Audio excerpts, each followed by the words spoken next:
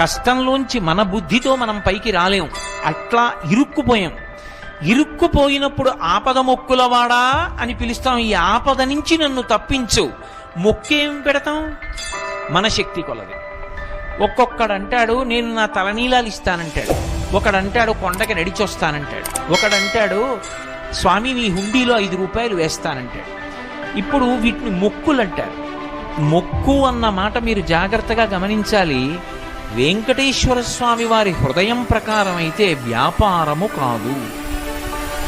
అది పాపము వలన దుఃఖం వస్తోందని వాడు తెలుసుకోవాలి. తెలుసుకుని పిలిచావు పరమేశ్వరుణ్ణి. ఆయన ఏం చేస్తాడు? నేను ఆదుకోకపోతే ఎవరు ఆదుకుంటారు లక్ష్మి? అందుకని ఉంటాను ఈ కలియుగంలో వెంకటాచలం మీద. ఎవడు ఎక్కడ ఎంత మౌనంగా లోపల లోపల పిలిచినా నాకు వినపడుతుంది. నేను వింటాను, వాణ్ణి ఉద్ధరిస్తాను ఆపదలో నుంచి.